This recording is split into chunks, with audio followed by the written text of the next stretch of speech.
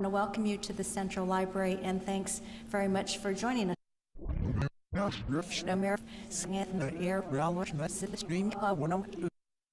to welcome you to the Central Library, and thanks very much for joining us this afternoon for part one of the 2007-2008 Seattle Poet Populist Candidates Read-Off. Part two, the other 8 poets who have been nominated will be next Monday evening, July 23rd, at the Richard Hugo House on Capitol Hill. As with all library programs, I need to start by thanking the Seattle Post-Intelligencer for generous promotional support for library programs, and Starbucks for today's refreshments, and also, of course, the Seattle Public Library Foundation, whose support makes possible all of these free library programs. So today's program is being videotaped by the Seattle channel, and it is also being recorded for library podcast. You can subscribe to free podcasts on the library's website, spl.org. Today being Sunday, parking if you're in the garage downstairs is available for the regular Sunday rate of $5 for up to 4 hours. You don't need special vouchers for today. So now I'm going to turn the microphone over, I think, to City Council President Nick Licata.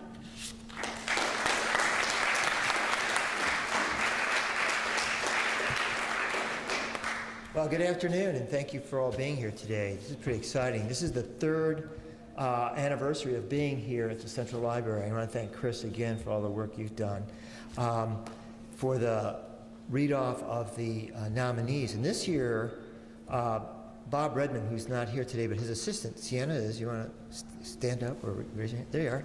He's helping Bob Redmond in this effort. Bob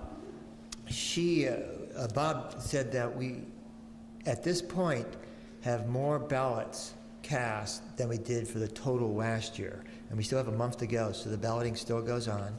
We've got 16 candidates. We'll hear 8 today here, 7 minutes apiece. They have up to, they don't have to.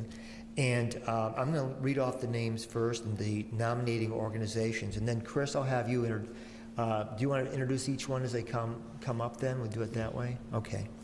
Why don't we just go ahead and begin? I think that would be the best way to do it. So I'm getting the nod from Frank Video, my assistant. But Frank, why don't you raise your hand too, because this is the other person who's played a critical role.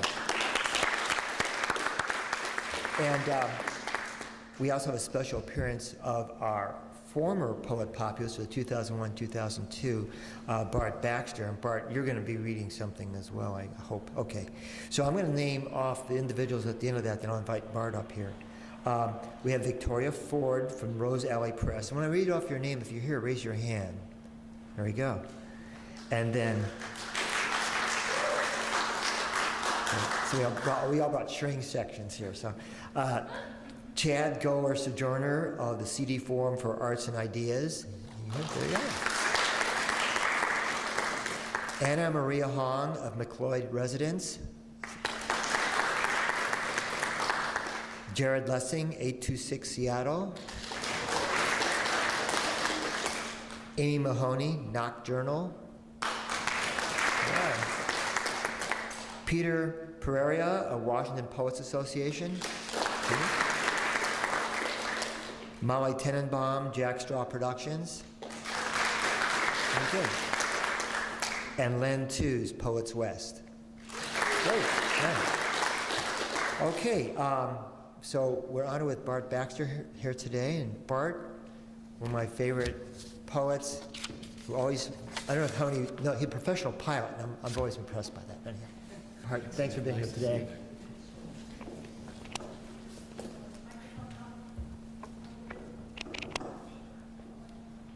It's a pleasure to be here today to honor this tradition in Seattle public life. Arts commissions, arts committees, academia have a vested interest in the status quo. The public has this remarkable capacity to appreciate and understand innovation and quality. And so I think we're here today, these poets who the public has chosen, who the public will choose, I honor you for being willing to stand up here bringing your private art into the public sphere. The poet Populist may on occasion be asked to write a poem for the groundbreaking of a park or the ribbon cutting of a shopping mall, and I hope that you do that and you're willing to do that with relish and good humor. I was asked to write a piece for the opening of the City Hall, and the poem was to be included in the time capsule.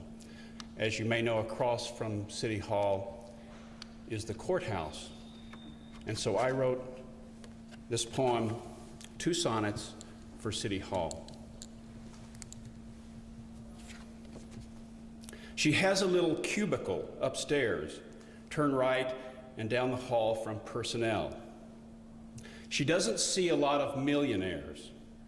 It's more an ordinary clientele like you and me. A pair of baggy pants, a 2-day growth, a soul patch, waiting here between computer paper, potted plants, and plastic chairs. But then she helps us clear things up. No polygraph, no fingerprints, no questionnaires. She listens. It's okay, she says. There must be some mistake, and since we made the error, there will be no delay. No deadlines missed, no fees, no insincere apologies, since empathy works here. Her buddy, Justice, works across the street. They carpool, mostly. Justice likes to drive. And empathy just wants a window seat so she can see how sometimes they arrive at different places. Empathy believes in circumstance, that things aren't always where you think they are, like stars, like how the leaves arrange themselves in Occidental Square. But Justice works across the street. He still has faith in absolutes like precedent and retribution. He knows how the shill is always on the make and where the rent comes from. He knows why children disappear. He also knows why empathy works here.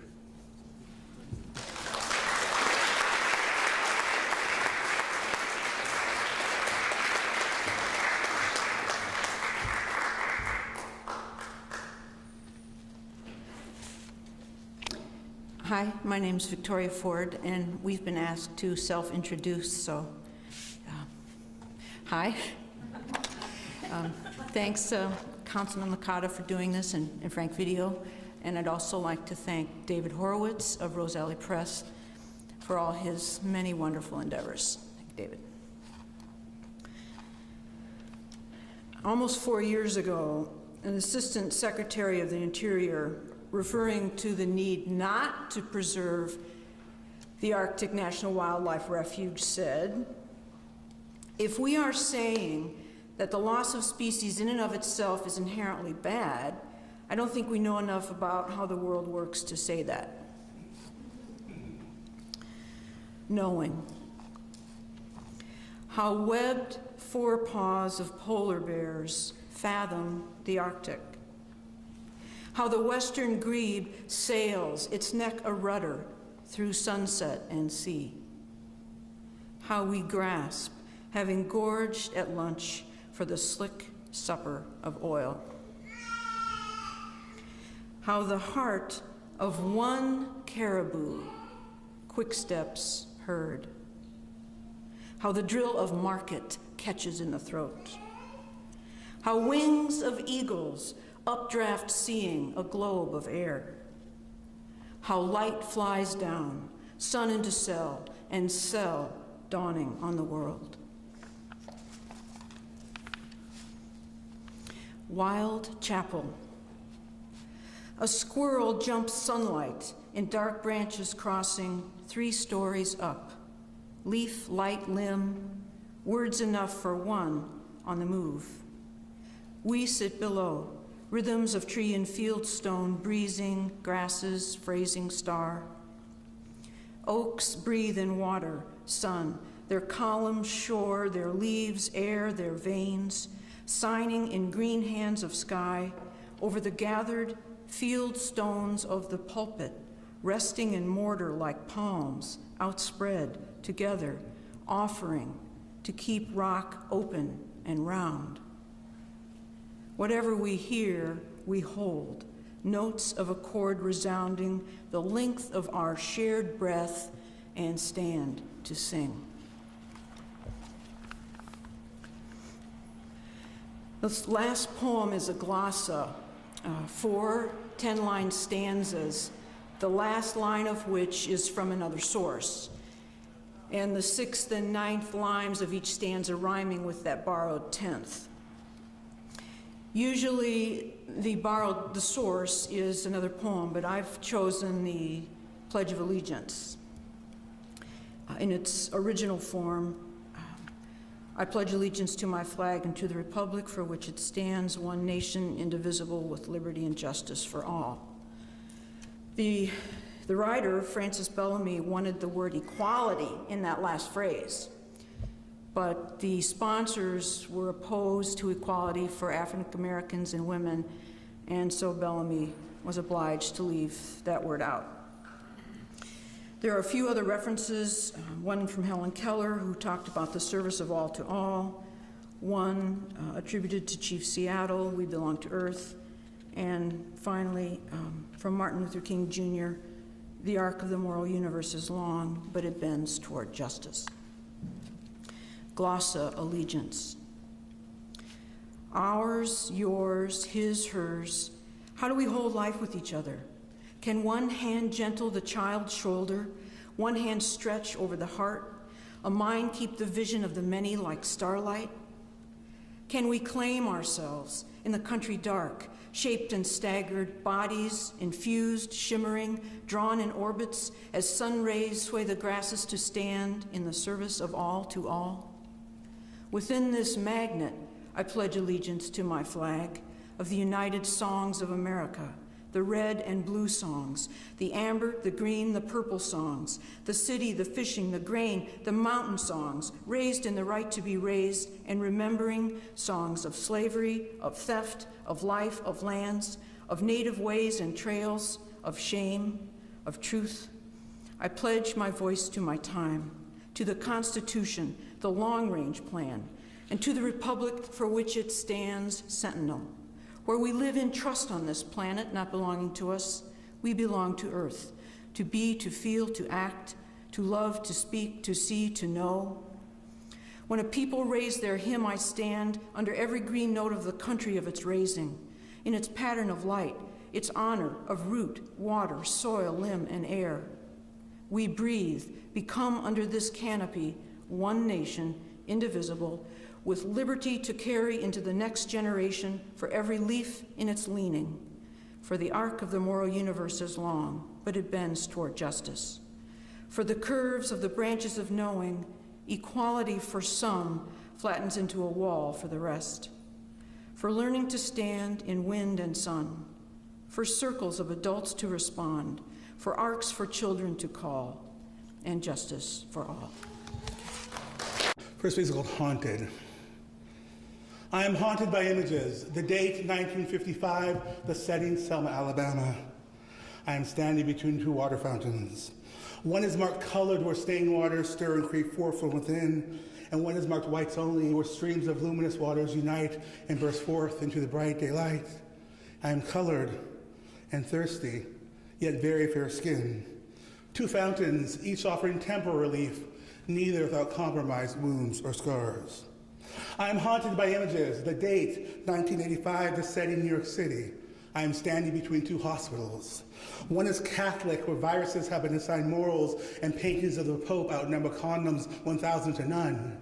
And one is public, yet underfunded and overflowing with black and brown bodies. And I'm gay, white, and sick. With every breath, I trip the switches on the silent bombs now bursting within my blood. Two hospitals, each masquerading bad medicine as temporary relief. neither without compromise, wounds, or scars. I am haunted by images, the date 1995, the setting Houston, Texas.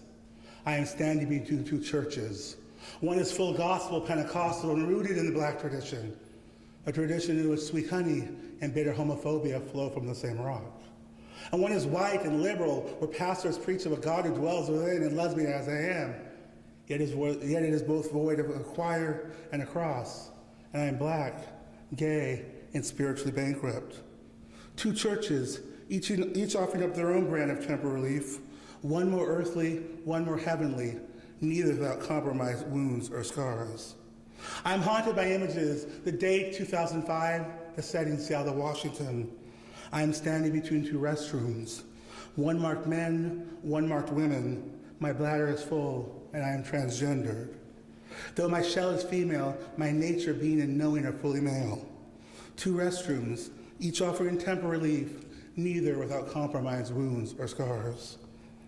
I am haunted by myriads of images, all offering temporary relief, none without compromise, wounds, or scars.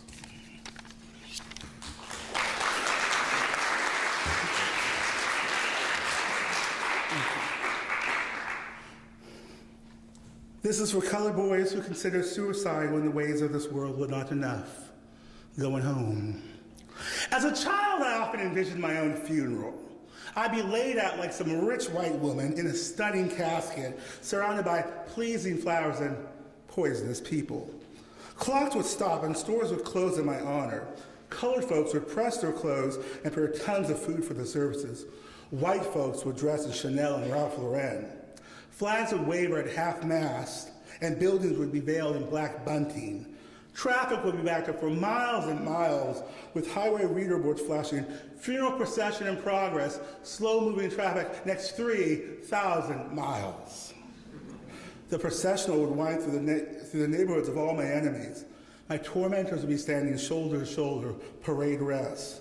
They would all cry hollow tears, tears that would sting their flesh just as their words and actions and inactions had stung my whole being. Some would come seeking a glimpse of the one they persecuted. Others would come seeking absolution. But none would be dispensed that day. The confessional was closed. This is a day of mourning. Excuse me. A sign outside the church would read, "The decedent kindly requests that all ladies of birth and choice don hats." If some ladies had forgotten their hats or didn't own one, the Ladies' Relief and Women's Auxiliary Societies would make sure there were plenty to go around. Yes, hats. Big, big hats. The kind of hats that let folks know you command respect, but most importantly, you've waited all week just to wear them. I hope in heaven boys like me get to wear hats. The music would be simple, nothing grand or ostentatious. That's what caskets are for. And of course, I would have written my own eulogy. It would read, "This place just ain't safe for a fat, dark-skinned sissy like myself, so I've gone home to glory to reign with my Lord. See if you get there." The front pew would be reserved for a higher chorus of criers who would wail like they did at Golgotha. The sound would be deafening. They would wail so loud they would drown out the voices of all the black folks who told me I was not black enough because my parents were white. So loud it would drown out the voices of all the white folks who told me there were niggers and blacks, magnanimously reassuring I was the latter. So loud it would drown out the voices of everybody who told me I was going to hell for kissing boys. And the silence of those who neglected to tell me I didn't have to kiss every boy who wanted to kiss me. So loud it would drown out the voices of everybody who labeled me gifted, articulate, or entertaining, all the while neglecting to see my frozen tears. Yes, this would be a day of wailing, at least for the higher chorus of criers. I'm on my way home. And when I get there, I'm going to walk right up to the pearly gates where I'll be met by God Almighty himself. And you know just what he's going to say. "Welcome home, my child. I hadn't expected to call you home so soon, but things weren't safe for you down there anymore." And I'll reply, "Yeah, you're telling me. But hey, did you see my funeral? Now that was fierce."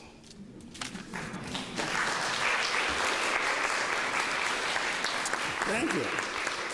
This last piece is a brief excerpt from a one sissy show that I'm writing that will come to the stage next May 18th and 19th will be at the Broadway Performance Hall, and then in June we'll be at Rainier Beach Cultural, so look for it. Sitting in Circles with Rich White Girls, Memoirs of a Bulimic Black Boy. I once begged a paring knife to steal my pulse from Jesus. Prayed an old frayed hanging rope would steal my breath from God. But salvation came in the form of a restroom stall. There I found shelter and self-preservation. Though merely 12 square feet and constructed of cold ceramic tiles and graffiti-resistant stainless steel partitions, it would become my safe harbor, a private sanctuary. In the beginning, I would seek it out for temporal confessions, a quick purge of shame, and I'd be off. During the in-between times, I would use the grab rails to support past, present, and future sins. And during the bitter end, my body battered, broken, and anchors having given away, I simply mourned there. But most importantly, it was a restroom stall where I learned that when standing at the edge of the abyss, preparing to dive into a bottomless chasm, and a retreat is not an option, then sitting down and dangling my feet over the edge is truly a form of self-preservation. Sitting in Circles with Rich White Girls, Memoirs of a Bulimic Black Boy. Thank you much.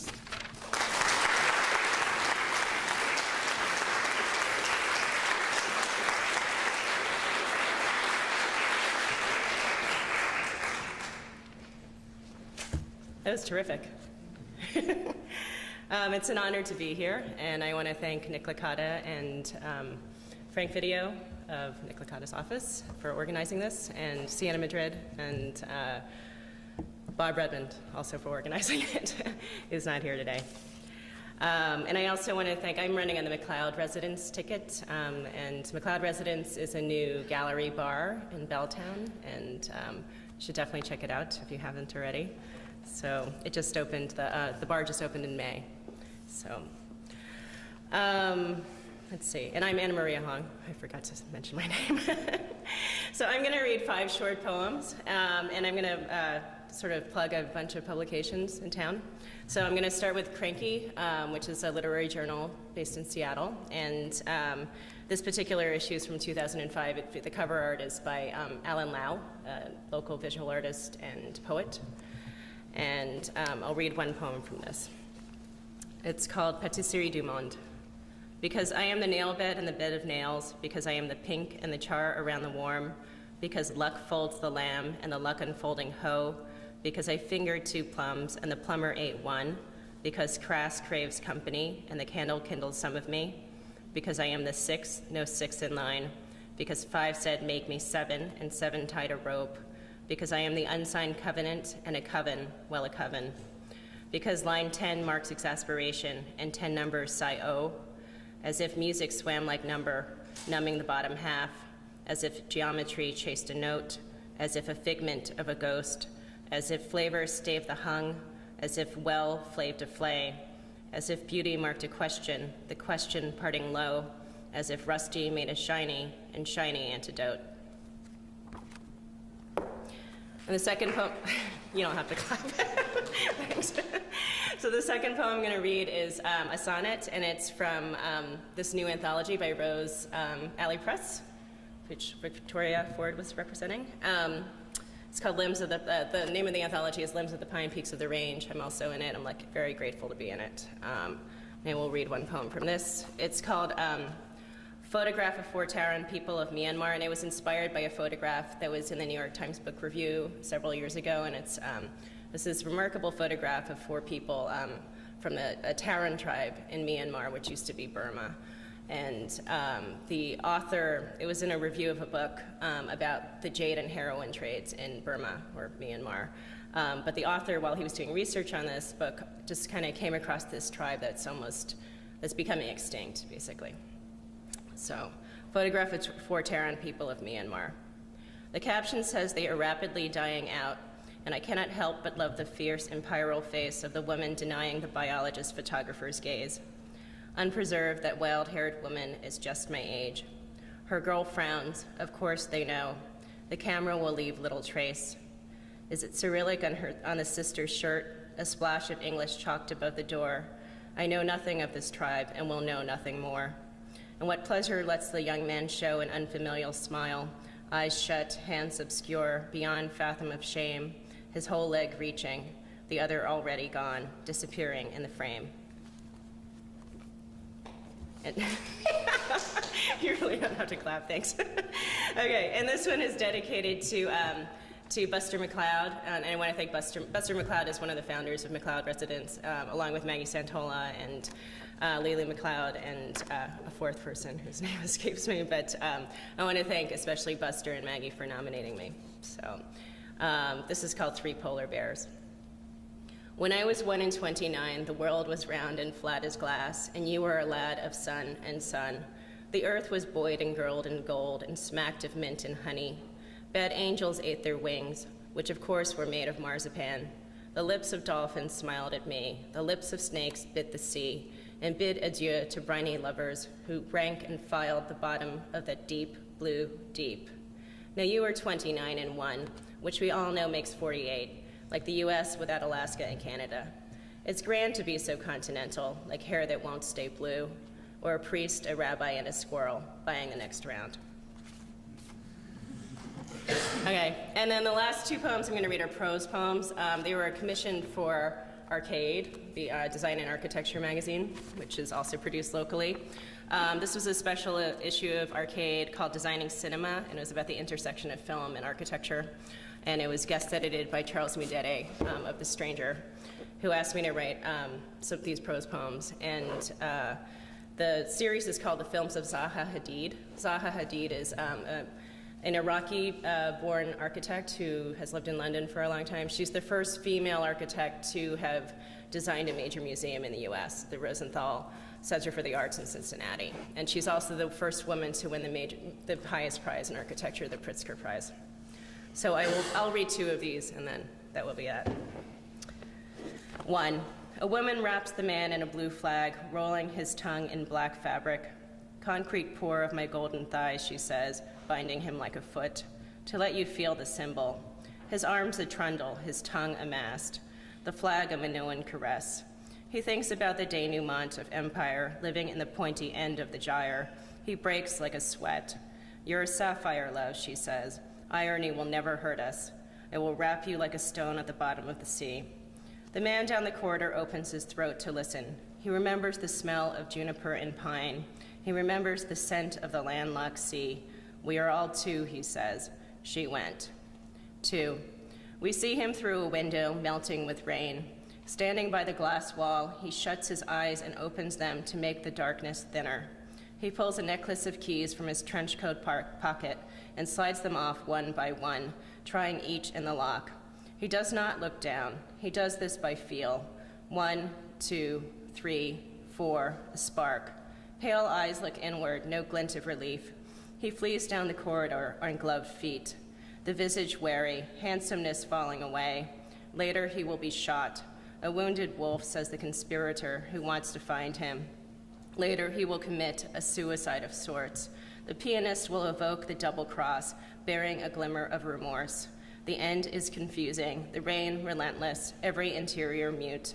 A close-up of bottles in an old armoire, a bird in a cage warns him twice. Every shot is a victory of choice. Desire, a distillate ripple. The film is blued. No, the dominant color is gray. Thank you.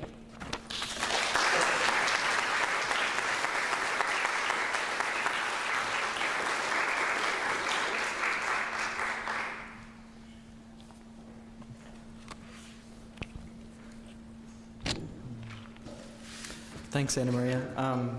And thank you to the Seattle Public Library for hosting this. And I appreciate all of you being here today, and I hope that you vote for someone.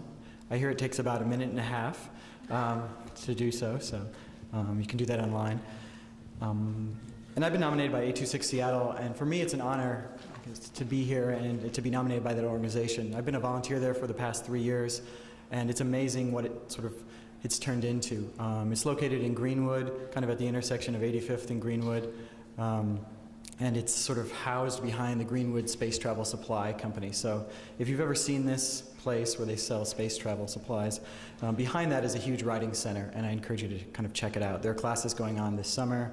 and they're open during the day, most days during the week. There's also a representative from 826 here today, Ted.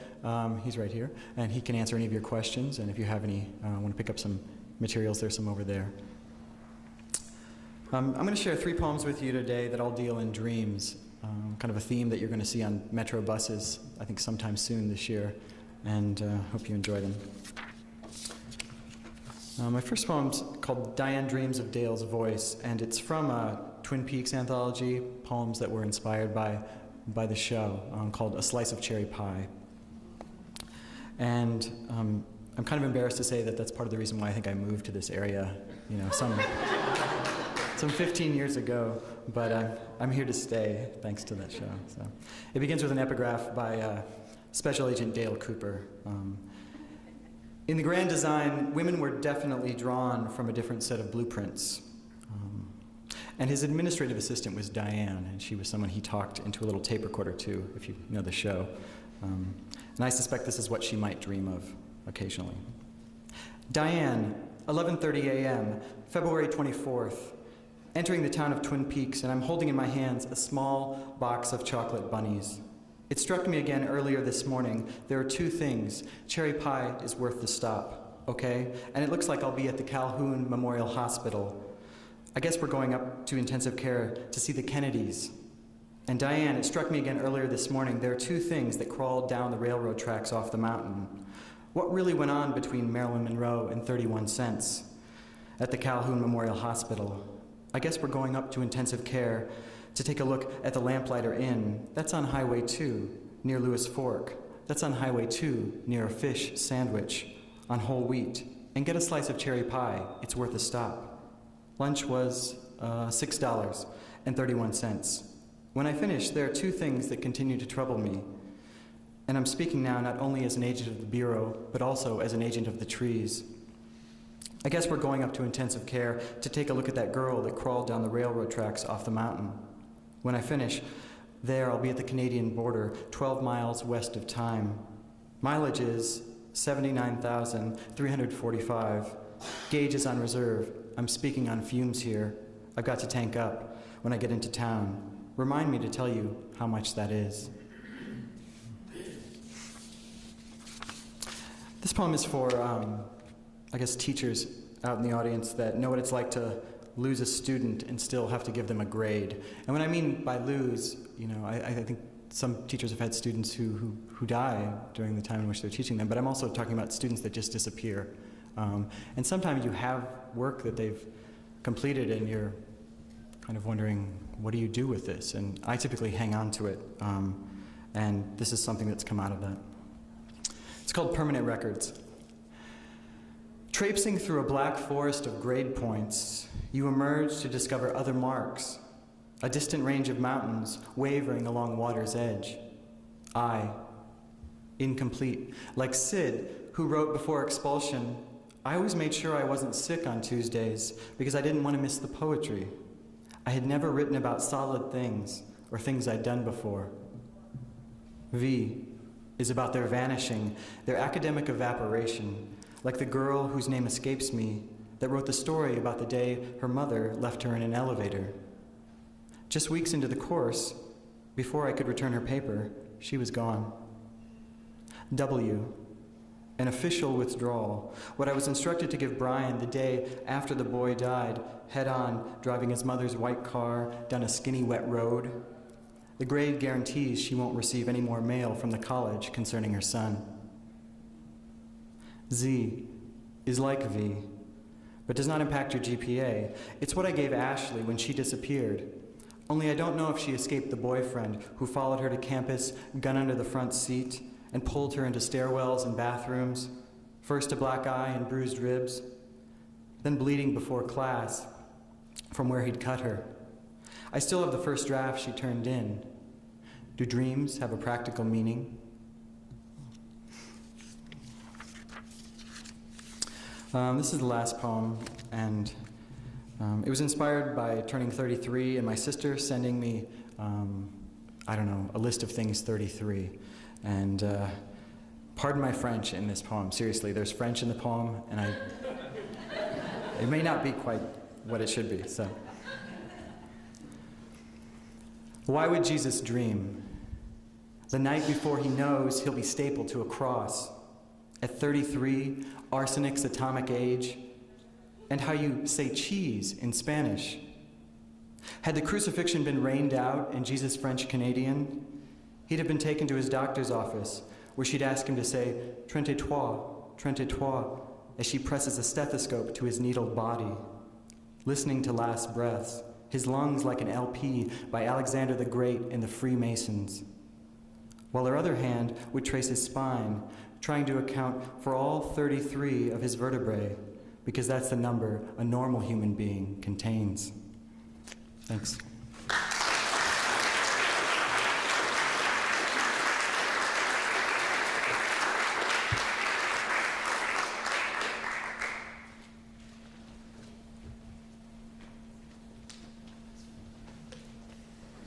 Hi there, I'm Amy Mahoney.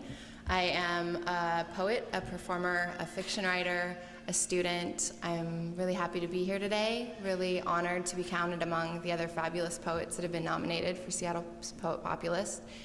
And the piece I'm going to do is called DEM. After the last election, a friend asked me why the Americans weren't doing anything, and I shrank inside myself. A young mother stands in front of the stove stirring greasy beef for hamburger helper. Before she leaves for her night job, she calls out words from her daughter's spelling list hanging on the refrigerator. Insufficient. INSUFFINT? Amy, come on, we've been over this 3 times and you got that one right before. My mother had a 9th grade education, as did her father. I was never tested for a learning disability. My education would not matter. Though insufficient, it was acceptable for my class status. Democracy. DEMOCRACY. Democracy. I know how to spell it and I know what it means, a government in which supreme power is vested in the people. I vote. I want to believe that it matters, but because I have always understood privilege from the bottom, I am suspicious of choice. Maybe the fix is in, maybe we don't count, maybe it doesn't even matter anyway, the lesser of evils and all that. The illusion of choice is a powerful means to subdue the masses, and when asked why the Americans aren't doing anything, I feel like a victim of my government and a perpetrator against the entire world, and the true story of what the Americans are or are not doing is all twisted up in the fact that we are neither and both. I don't remember my mother ever voting. I don't think she would consider herself smart enough to do so. She was a dropout, a teen mom, a welfare lifer, a maid, a cook, a janitor, a waitress. She changed bedpans as an unschooled nurse's aide, just like her mother. My grandfather was career military. Except for a brief stint in a Montana coal mine, his entire life was spent in the service. Other family jobs include landscaper, welder, mechanic. I come from a family of dropouts, pushed outs. Nothing here for me anyways. We are the skilled and semi-skilled laborers. Subordinate. SUBORDINATE.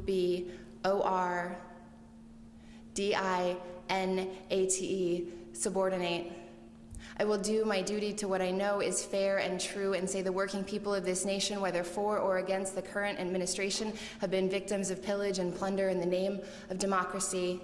My grandfather was 17 when he was wounded in World War II at the Battle of Guadalcanal. He lied about his age because he needed a job.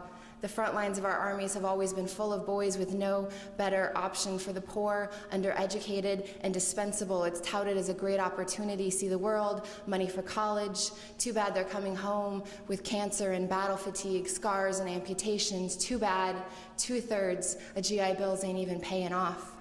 I can show you how ending up in a special ed classroom led right to trade high school. I believe having a trade is valuable and have always been taught that there is no shame in an honest day's work, but the potential of my brain has been undervalued for years.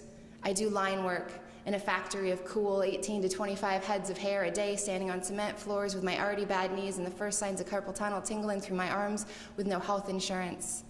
I'm not stupid enough to believe that my government has any more compassion for me than the people we're killing overseas. I'm just harder to bomb. You can't take out the ground you're standing on. The backs of marginalized people is the ground the American government is standing on. It's balanced on our shoulders and dependent on our labor. Rise up and they tumble, right?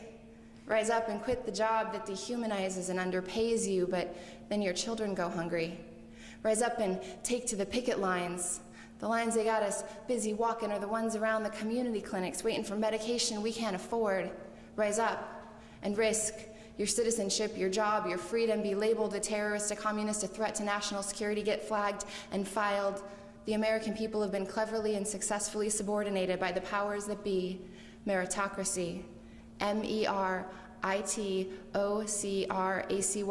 meritocracy. The idea that if you work hard enough, you can be anything you want, well, it's just not true. It's forced into our heads until we, the working poor, blame ourselves for never being able to get ahead. What a brilliant plan, convince us we've done this to ourselves. Sure, class mobility exists, and I can do better than my parents. But any kid can grow up to be president? It's a ludicrous lie. Too many poor schools ain't got money enough to buy history books new enough to have the last couple presidents in them.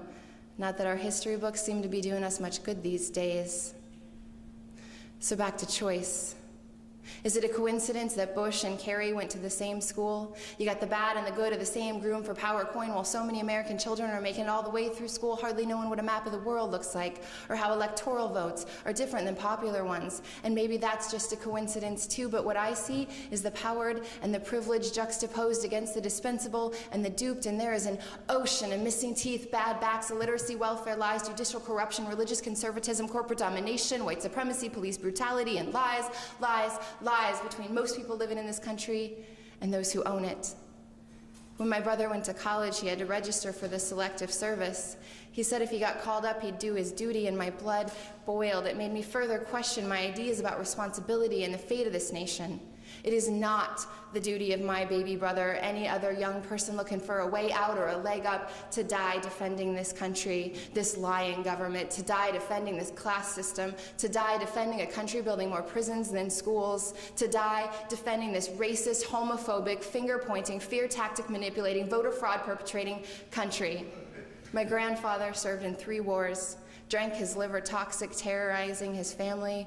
My mother, the youngest I know, looks so old, so worn. I can't feel half the fingers in my hand trying to cut enough hair to make it through college at 29.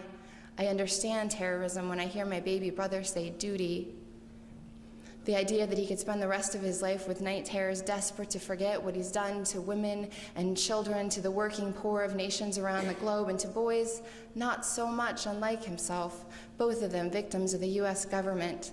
When I think about my brother's life, all of these lives potentially squandered, I get the smallest glimpse at the gruesome desire to see buildings toppled at the feet of your righteousness, born of feeling cornered, trapped, and trespassed against.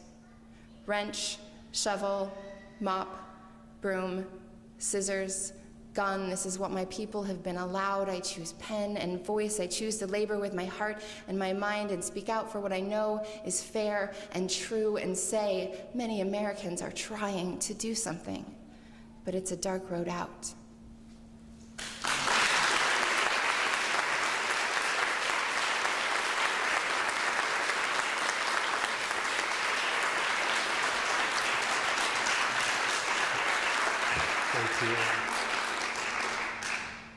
Hi, I'm Peter Pereira. I'm a family physician here in Seattle. I work at the High Point Community Clinic in West Seattle.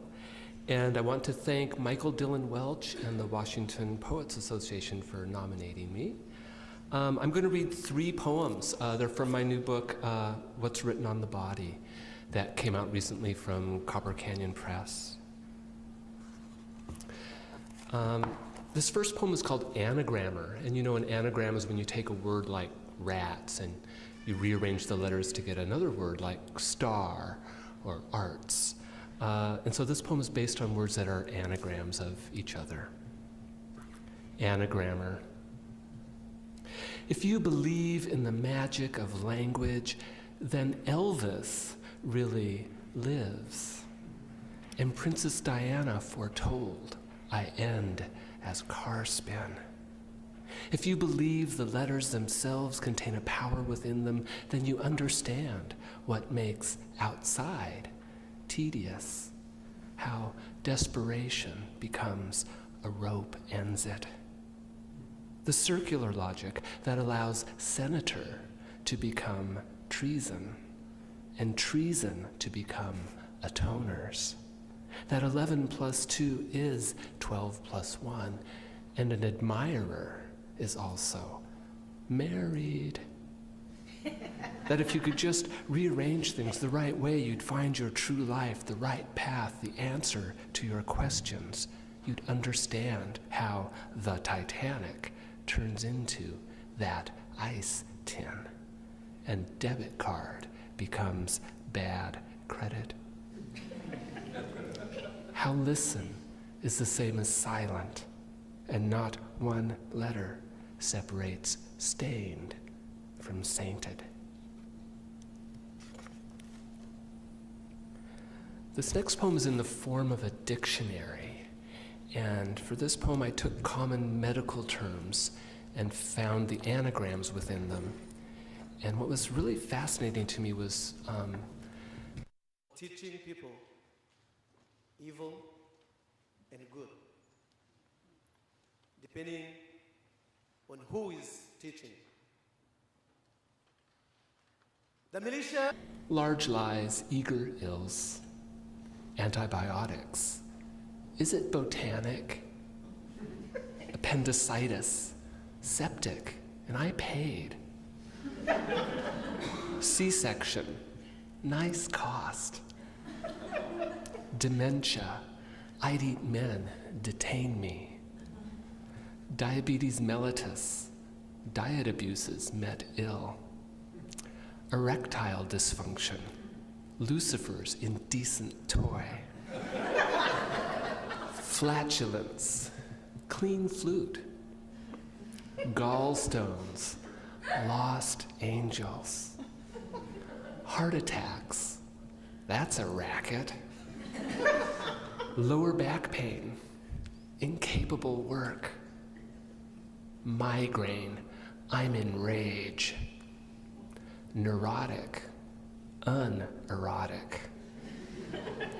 Surgery, guy's air. Vasectomy, my octaves. Whiplash injury, shh, I win jury, pal.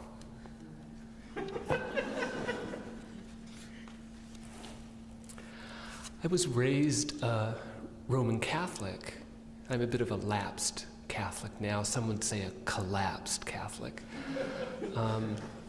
But one of the themes in what's written on the body is a re-exploration of my Roman Catholic upbringing, which I really did enjoy on some level. And so this is a poem about baptism. It's called Holy Shit.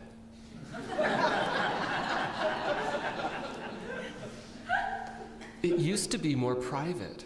Just the immediate family gathered after Mass, the baptismal font at the rear of the church, tiny as a bird bath.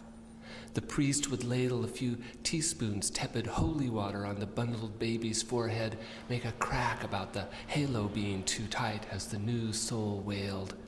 We'd go home to pancakes and eggs.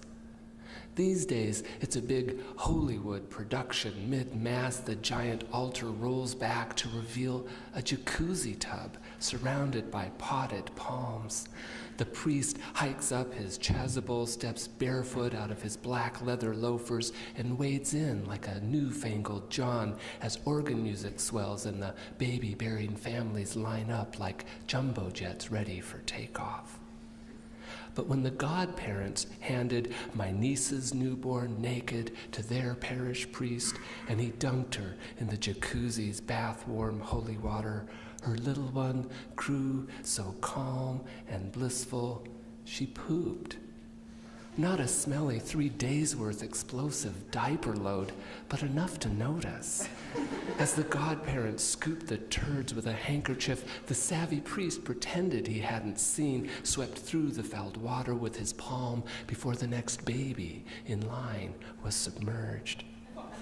After Mass, my niece sat speechless, red-faced, not knowing what to say or whether, as church ladies, friends, and family members presented one by one to the tub where the babies had been baptized, as they knelt and bowed and dipped their fingers in and blessed themselves. Thank you.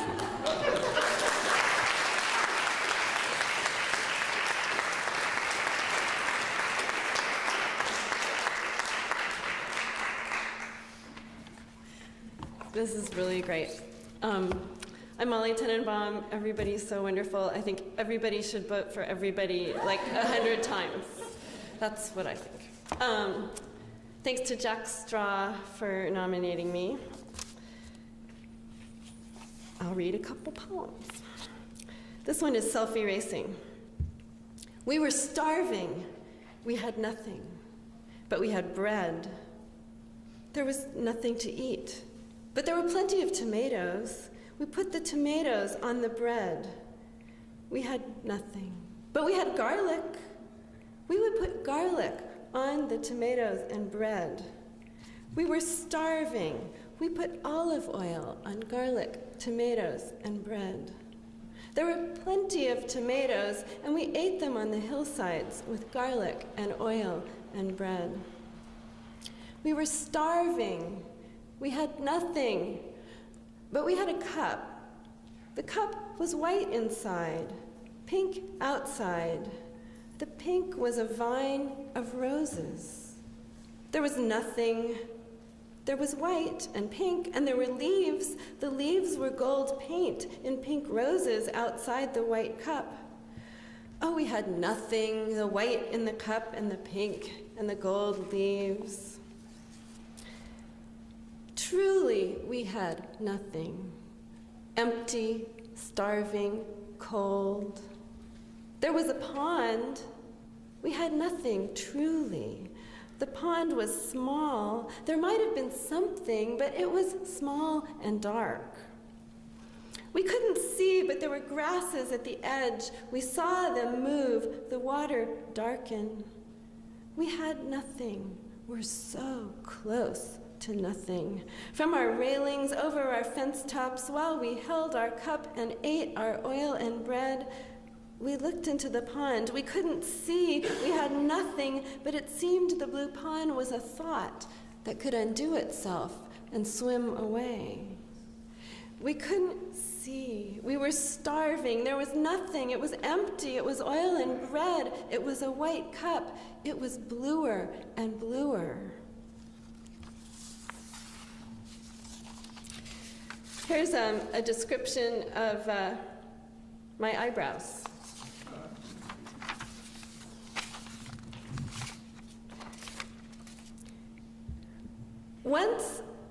It's called My Eyebrows, as you might think. Once a 300-pound man with spitty fat lips said, "Never pluck them. I've brushed them with red ink and pressed them on paper. I believe they're better in blue. I've lipstick and sealed them on letters, a kiss. I need negatives to unmirror the prints. I'll toss them on fabric stitched bristling skirts, and when I raise my hem, here, take my arch business card. In the park, I've wired a controller remote and zoomed them inches from your egg salad. Hey, race your kite." They've been tatting and grandmothers, foxtails and muffins, been mistletoe. They've been an old car throwing oil. When they are sad, they are bumpkins itching with straw. When happy, rabbits in lettuce. Sometimes they scurry below banks to hide from coyotes. Now their names are Ginger and Pickles, and one laps up haddock while the other topples the biscuit tin. In their shop, they sell boomerangs and springboards. In summer, they give free bouquets. In winter, they close, but you can come in. Swing the door to set off peal after peal of bells. Here's a bicycling poem for the slowest person, who's me, the person who's always the last behind. It's called Prayer in Granny Gear. My huffy lungs, my loopholes, go with me wherever I go. I'm their speed, no matter the speed. So tippy I can't lift my eyes from the pebbles, but heft my skull up quick. How far to the peak? Hey, where did they all go? They were riding ahead just a minute, or maybe hopped off at the top, took the lunches, now splay all relaxed in the trees. Not me. On the road, the grasshoppers clicking along in the thistle. No crickets. Perhaps they're asleep in the chicory. Leaves have sun, and roots have gravel. Everyone has their own picnic. When I roll up to where they vanished, I can't. Bone and flesh weigh too much, or maybe I'm vanished already. A bare spot of rock underfoot sloshes like water, a wobbling cup. After such hard pedaling, how would I know if I all of a sudden were gone? And I'll read you one more. This poem, we have a disadvantage. If we did not live in Seattle, this poem would be totally metaphorical. But living in Seattle, this poem is so literal, it's almost ridiculous. But this is a Seattle event, therefore I will read it. But pretend you don't live in Seattle and you don't know what any of these things mean, and it's just, the poem is called My Viaduct.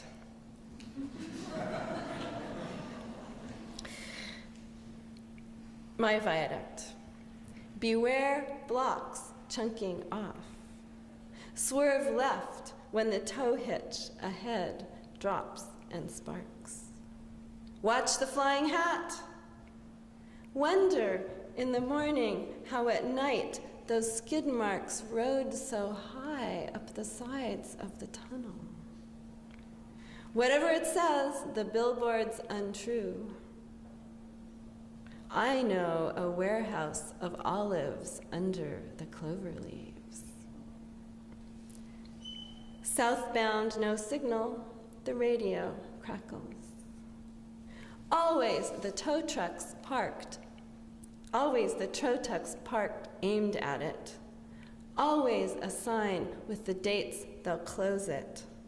Always what the council said. Always the callers for and against it. Something is going to be done about it. Always the end of life as we know it. Thank you.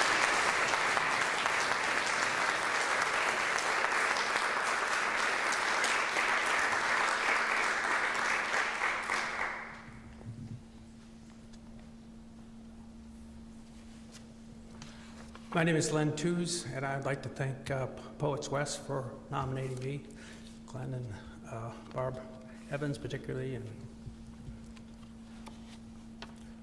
I live on Capitol Hill, and book is called Dance Steps in Brass. And some of you have been there know there are there, and it struck me as a metaphor of what poems for that area would be. Let me start by the fact that there's a Tibetan Buddhist shop there called the Vajra shop. So this is called Tibetan Prayer Wheel. My purest prayers are left unsaid. Each time I pass the Vajra shop, I must spin the prayer wheel. Its silent script reels off the spool into 13 dimensions. Unspoken, the prayer wings back and enters my unsuspecting heart. It's then I feel the hunger of the sparrow hopping under the table at the outdoor cafe, the suffering of the Labrador tied outside the post office, the bruises of the addict sprawled on the sidewalk in a running position. And even though these abrasions chafe until my heart is sore and tender, the prayer awakens the thump and thud of an unvanquished happiness. I sense the slow crawl of the shadow across the square in the afternoon. I become the glad gust of wind that whirls away the newspapers. And then the rest of the book has to kind of do with characters that are hanging around that community. So I'd like to read one here called The General. He has a German accent thick enough to make you jump. Pay attention, He doesn't exactly stroll, cane clomping. This is not the park, you know, it's a street.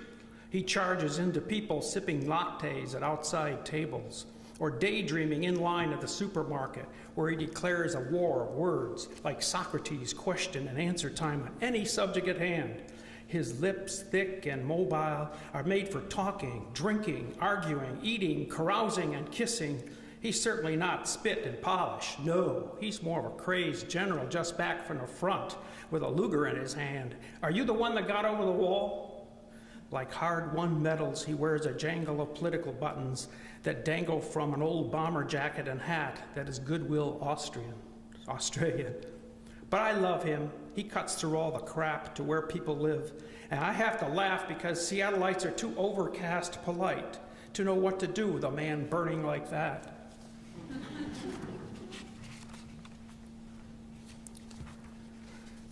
This was about that was a real character, and someone showed him that poem. I didn't know anything. He said, it's all okay, he said, but I don't do much kissing anymore. This is called Real Change. There sits blind Susan on the street with hair in her eyes, selling Real Change, the paper for homeless people. But she knows some things never change. She'll never be able to read it.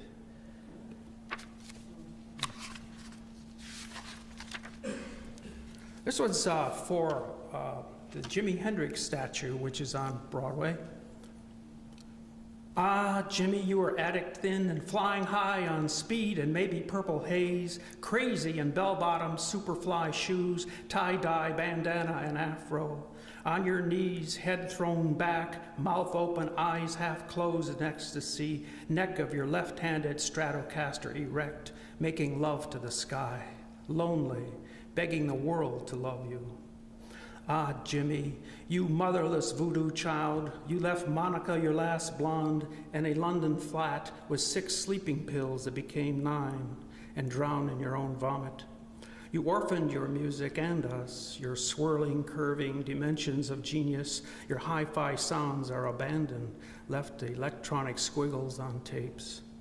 Ah, Jimmy, the reds and yellows are gone from your bronze shirt. You've taken them aboard your Technicolor ship, your Odyssey on the wine-red seas. We are faithful, Jimmy, and wait on this island, this grim third rock from the sun. Ah, Jimmy, the suitors press. We wait for your return.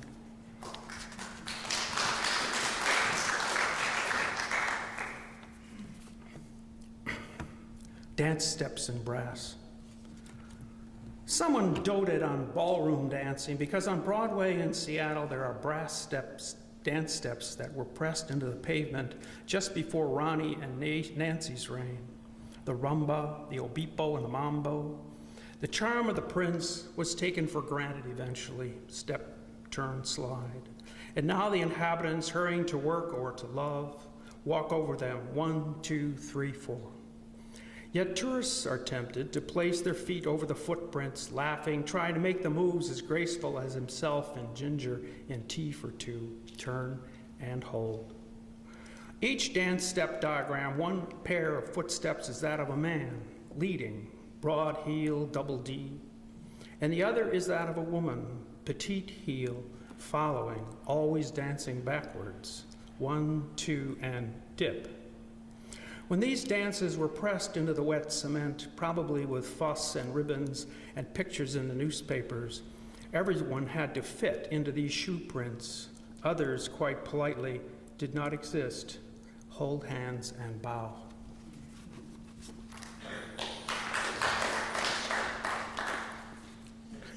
Last one.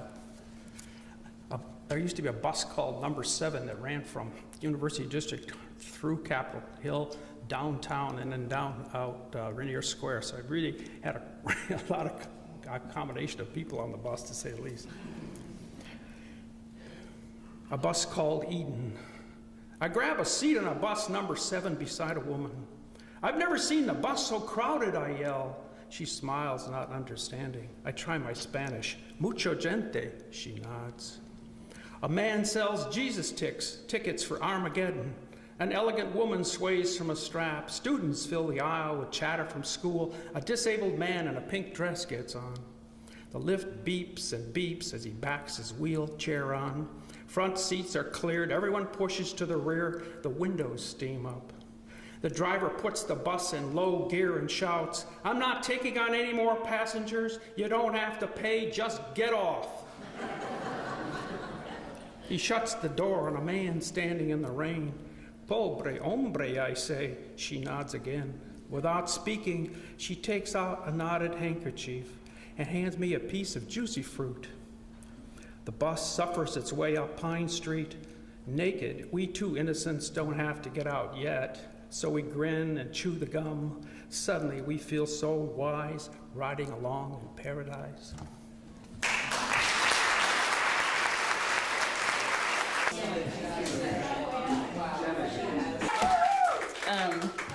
This event is co-sponsored by Hugo House, which gives away space and funding for literary events like this 50 to 60 times a year.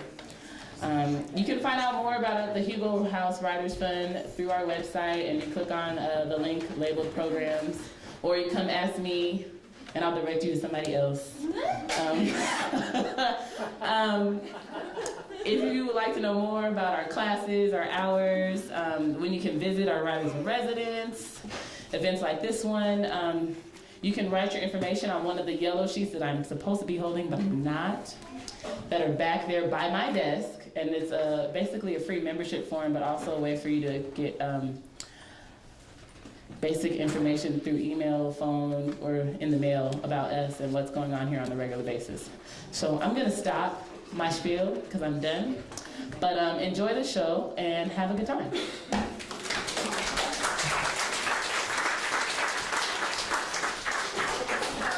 Thank you, Sasha. Hi, my name is Bob Redmond. What an awesome sight to see a full house on Monday for poetry. And thanks again to Hugo House. I'm going to be your host for the evening, and I just want to make a quick introduction to... It echoes up here, so if you can do that for me, I don't care. But if you do it for the poet, they'll get really distracted. So, in 1999, City Council President now, Nick Licata, started this program, and it's been through a number of incarnations, and it's grown each year. This is the 7th year for the Poet Populist election, and it's also a record number of candidates, and also nominating organizations. So good things are happening, and one of those things is that while Nick has been a supporter of the arts since even before he got elected, and certainly in office, this is a program that has been mostly managed by his office, but this year it's starting to transition into a more sustainable long-term city project. So I think good things are in store for the Poet Populist in Seattle and also nationwide. And here to say a few words is City Council President Nick Licata.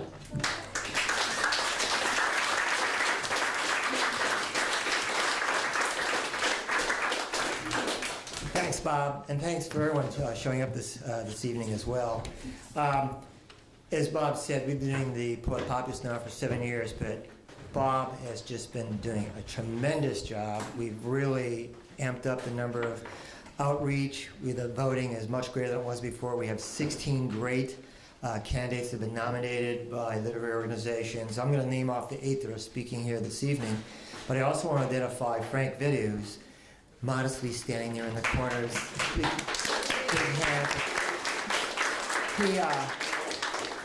He's my legislative aide and also a part-time artist, and was one of the people who really came up with this idea when we were sitting around one day thinking, what do we do to make Seattle even more exciting than it is now?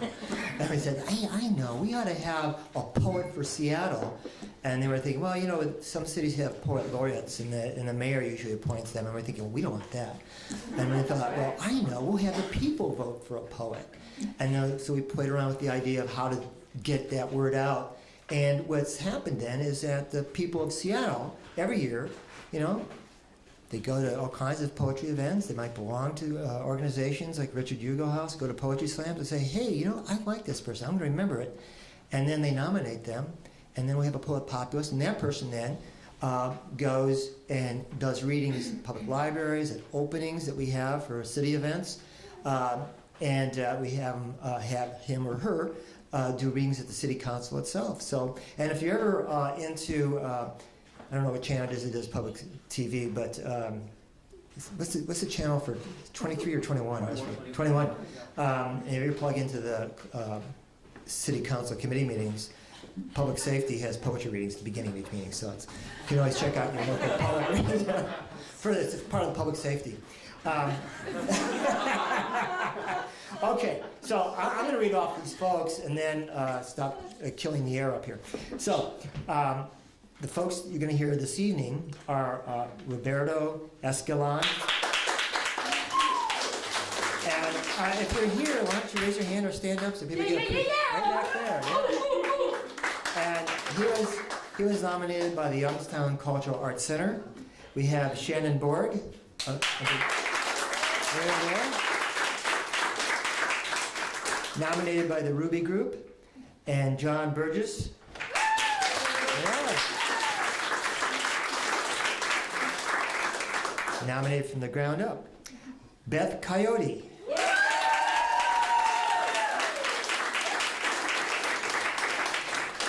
Sounds like you brought a pack of coyotes with you. Couldn't help that. Nominated by It's About Time reading series, Angela Martinez. Oh, they're good. Yeah. And she was nominated by Youth Speak Seattle. Great. I was at Ballard High School that they sponsored the event, and that was really exciting. I hope you do it again. Ballard High School, I have to break here for a second, did this evening of students reading their own poetry, and they had 500 students there. It was the most amazing event. So you should do that. You should do that in every high school. Okay, Richard Gold. There he is, and he was nominated by Pongo Publishing Teen Writing Project, which I think I was at one of your events as well. That's right. And John Olson. Where's John at? Okay, over there. Nominated by Filter Magazine. And finally, Cody Walker. Where's Cody? Okay, over there, Cody. The Seattle Arts and Lectures. So this evening should be a very fun evening. Tom, it's your stage. Thank you. Thanks to Nick. We also have a special guest tonight who is the 2005-2006 Poet Populist, Pesha Joyce Gertler. And Pesha kept one of the busiest Poet Populist schedules while she was in office. I'm sure you're equally as busy now, but as a Poet Populist, she was bringing poetry to the people, and she's a great populist herself in her everyday work. She's an instructor at North Seattle Community College and also a longtime and tireless advocate for marginalized and women's voices. She's co-founded the After Long Silence reading series and has been teaching grassroots, truly grassroots, for over 20 years. She's also been awarded a Hedgebook Writer's Residency and has numerous publishing credits, including in the Seal Press anthology Backbone. Please welcome. Visited. That's about a fairy tale by Hans Christian Andersen. Some of you may recall that.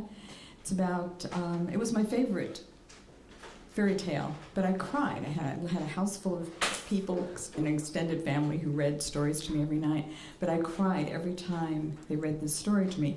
So finally, after I grew up, I decided I'm going to change that story, and that's what this is about. The Little Natch Girl Revisited. I don't like to see her barefoot in the snow, standing in the alley, looking at the Christmas feast through the window, rubbing her hands for warmth. I like to see her going to the door and knocking. Like a child at the inn, I like to see her asking to enter. On this most appropriate day, I like to see her appropriating. And I like to see them taking her in as the center of their feast, the reason. I like to see them placing lamb's wool slippers on her feet and piping goose on her plate, steamed pudding, and later snuggling her into a quilt-warm bed. I like to see her staying on, growing up, fed full of love and feasts, and building a home someday for match girls like herself, or fighting the laws that create match girls, or, if they sent her away, said no, and slammed the door shut, and she had no choice but the choice she had, that is, to light all her unsold matches for one last moment of warmth. I don't like to see her frozen dead the next dawn. I like to see her taking those matches and lighting all of those houses. Each one that said no. Each one that locked her out. And the building where the laws were made, and the houses where the lawmakers lived, until everyone was burning, burning, as she burned in the cold, white dark.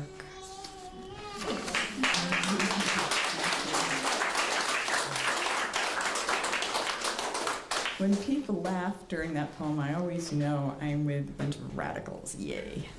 So, I have to read a couple of quotes to you. I want to read a couple of quotes to you. Probably you're familiar with them.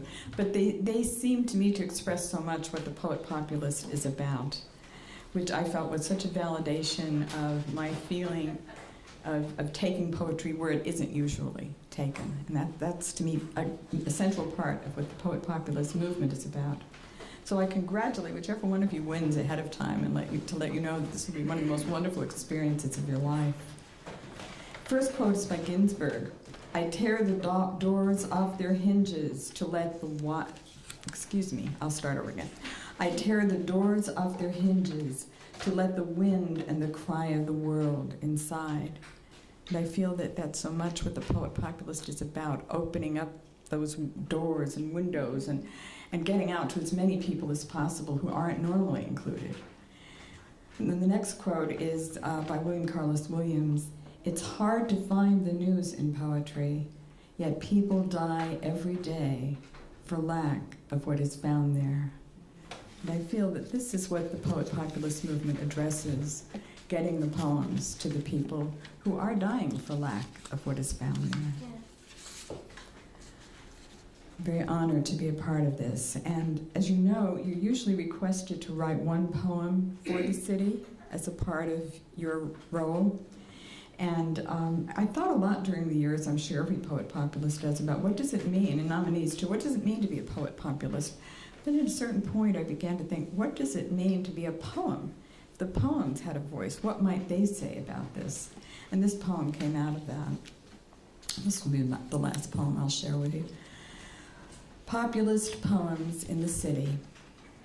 Today, the poems walked out of the universities, out into the streets of gentrified CD, rainbowed Capitol Hill, tidy Ballard and the unbound Ave, shelters for the battered and street-worn, rest homes where elders are trapped in front of non-stop TV, psych wards where the soul journey is rammed into 4-point restraints, the jailhouse where we punish the ones we have failed.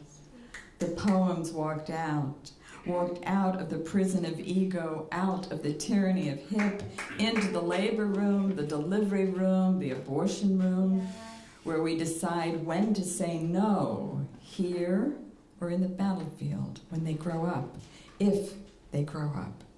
Girl children, boy children, bombs do not discriminate, skin of all colors tears in strips and poems contain them. If they're not in the poems will find them, hidden in the musty attic, the dank cellar, or the new condo with the lakefront lanai.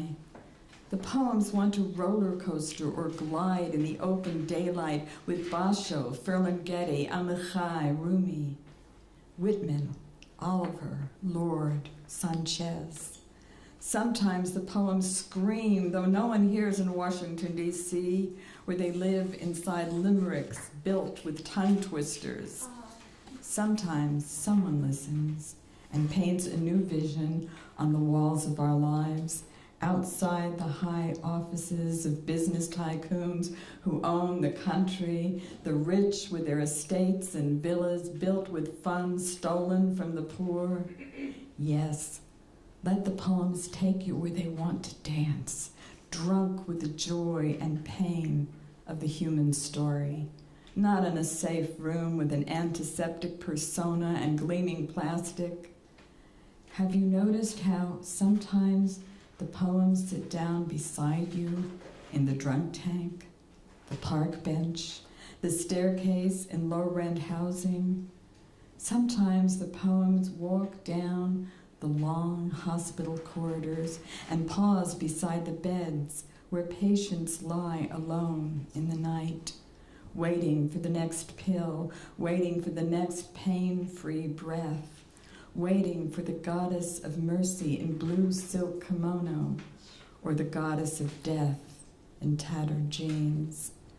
The poems wait too, with their late night gifts, a crimson rose of peace, sips of melting Rainier Mountain snow, rolling music of ocean waves, a late winter promise of crocus, the fragrance of cedar and sky on summer wings of birds. Follow the poems to the patient's bedside, for you are the patient, and listen while the poems whisper love, whisper light, whisper Om.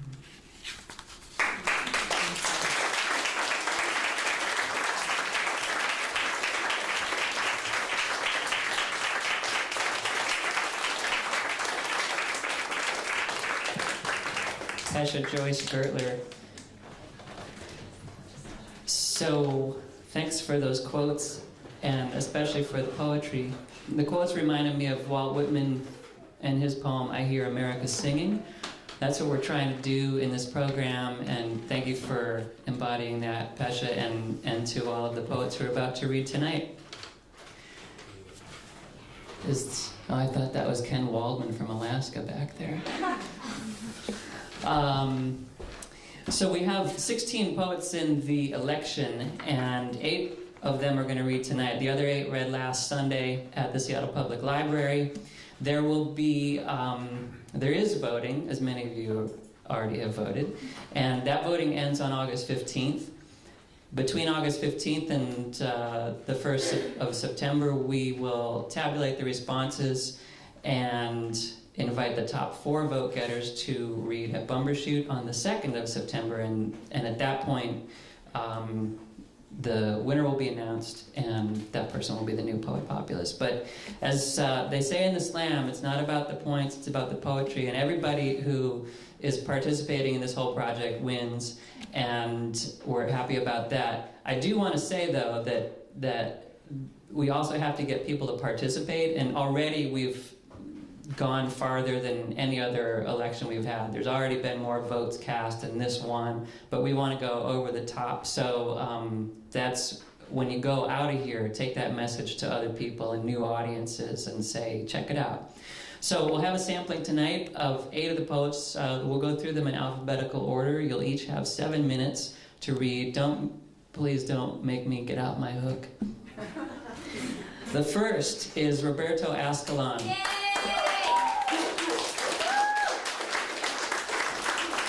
Roberto was nominated by the Youngstown Cultural Arts Center. Born in New York, he's a poet, writer, arts educator, and spoken word performance artist. He lives at Youngstown, the Cultural Arts Center in West Seattle. He also uses his love for the craft of poetry to transform the world that surrounds him. He connects with audiences via universal narratives that encompass topics like racism, first kisses, love, family, and spam. Please welcome Roberto Ascalon.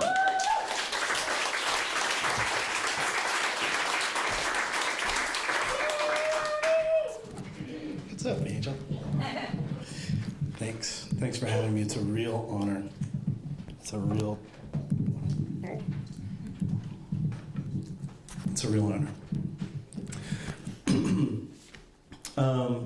I think I'm going to begin with a piece about living on Beacon Hill. It's called Cicada Nights. On those nights, it was like we danced barefoot on hot gravel. Wiffle ball, bat smack, home run puts you in the Johnson driveway, and turning around third base at full speed means you gotta jump over like 10 miles of pricker bushes, fat with blackberries. Those nights, Levi and James would always try to sell stupid shit. Shit like used batteries and half-off dry cleaning coupons to old Mrs. Tran, who lived down at the condos, the new ones with the new built-in porches. Half of the time, she'd chase them down the block with a broomstick handle. And the other half of the time, she'd give them kisses and glasses of Tang and buy whatever they were selling, depending on whether or not Mr. Tran had visited the racetrack or the liquor store that week. So, broomstick or not, was well worth the risk. It was always worth it for us, because seeing them get smacked upside the head and the funny-shaped bruises that came up an hour later always had Jenny Lee peeing her pants laughing, and that way we had 3 people to bust on all night long.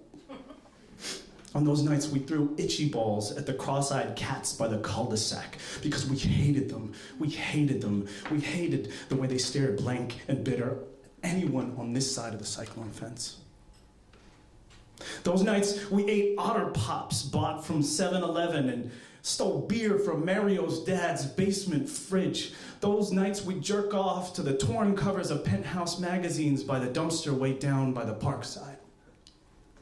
Those nights, we'd walk for half an hour to get to Greg's pool, the one where, if you were brave enough, you could jump from the branch of the dying oak, the one that broke the night that Fat Paul tried to do like 500 pull-ups in like 4 minutes. Those nights we tease Sherman, call him Sherman the Vermin, from behind the old dahlia bushes, till the one day his mom threw boiling water at all of us and nearly blinded poor Lisa Randall. Those nights we try for hours trying to make fire with 2 sticks, Indian style. We try to make light with nothing. Nothing. Nothing but ourselves. Our green, young selves.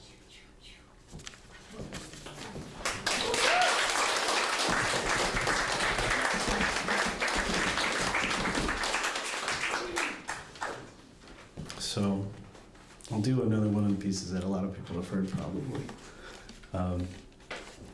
Let's see. This is about spam. Yeah, not the email kind, but the actual spam kind. Stuff that you eat. You know, I remember the first time I came to Seattle, there was a spam carving contest. And it was advertised in The Stranger, and I was like, oh man, what are they gonna do with all the spam that's left over? I was like, wow, I was a little hungry, you know? My father's love is a fried spam sandwich on Wonder Bread with extra mayo, all wrapped up in aluminum foil. Spam is my father's version of Catholic communion. It's his way of saying, I love you, which I didn't hear very often when I was growing up, but I ate a lot of spam. In church, you eat the body of Christ and receive holy life eternal. With spam, you eat pork that stays good in a can forever. It's more than a salty pork product, though. It's bacon on steroids. A reconstituted luncheon ham and a doomed love affair with the Dead Sea. This is Sunday brunch at its finest. Garlic fried jasmine rice, eggs sunny side up with the edges browned to a fine crunch, and my favorite, golden brown leaves of thin sliced spam fanned out like a deck of cards. And it's a fact. Filipinos love to eat canned meats. It says to the neighbors, I'm rich. I can afford to buy meat. American meat, no less. But I wasn't born in the Philippines. I grew up in New York City where nobody really ate Spam. Back home, it was a joke. A sign, a tattoo, a tell, a mark. Spam, you see, is kitsch. It belongs in the secret stash of a 50s fallout shelter in between the iodine and the shotgun shells. But the truth is much deeper. Because it's not food, it's irony. Spam is the first animal that man ever invented. Spam is G.I. Joe's favorite dinner. It's what the people get after their livestock have been slaughtered and all the able-bodied men killed. Spam goes great with a scorched earth policy. It's the meat that comes after the war. Maybe that's why Southerners love it so much. I can still see my father's face inhaling the sizzle hot, turning the crackling slices over and saying, "You are going to love this." And at school, I held my knapsack close so the other kids couldn't smell my house as I walked down the halls. I thought they could smell the hangdog look in my father's eyes, taste the history of the yesterday's fry pan. You see, Spam is class in a can, the mark of the colonizer, a metal brand on the inside of my tongue. It's the love of my father, deep fried in bacon fat.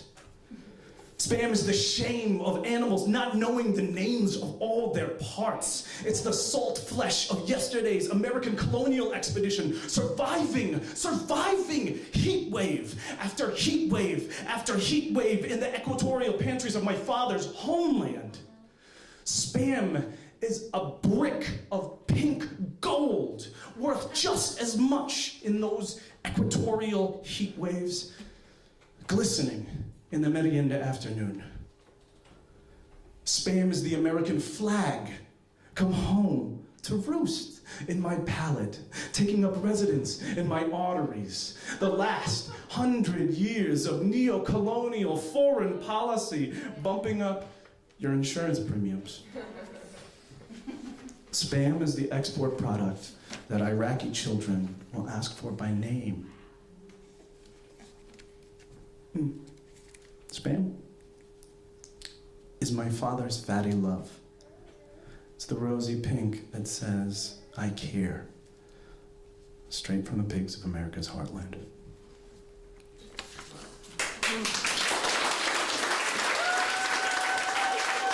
Thank you.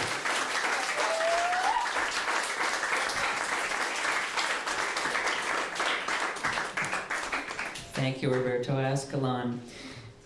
Shannon Borg is the next poet on tonight's bill. She holds a doctorate in poetry from the University of Houston and an MFA from the UW. Her first book of poems, Corset, was published by Cherry Grove Collections in 2006. She's a member of the Ruby Group, who nominated her, and they are a group of local poets promoting spontaneity, collaboration, and open exchange. Please welcome Shannon Borg.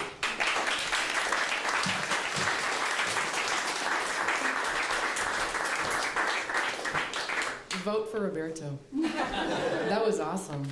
That was great. Thanks so much. The great thing about this is that as poets, we get to hear and read with poets that we might not have got to know, heard, or read with in other situations. Last week at the library, it was amazing, the diversity and the age groups, the cultures, and that everyone was from and represented, and it was just really cool to see that. So I'm just really happy to be able to be here. One thing I want to say is thanks to Hugo House, thanks to Bob and everybody who's put this all together. And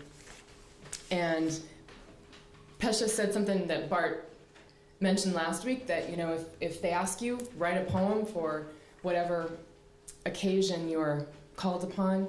And I think one great thing that could come out of this is that all the poets in this room and in this program write poems for our city and get poems out there about and engaging in our city. And I think that's what this program really is accomplishing. So my poems, I guess, sort of try to capture my life in moments, and in the moments that I live, in the places that I love. And I'm going to start with one in the old Peculiar, some of you might have been there, near the end of the century. 7 of us sat near the window, our hands curled around imperial pints, while the late sunlight reddened us through the wobbly window, 3 p.m., and already too late to get into the popular bars, all of us sitting there just staring at each other or out the window at the still dead trees just rained on, till drops of sweet liquor fell far enough into our individual darknesses to land on something. A lost pool began to ripple out.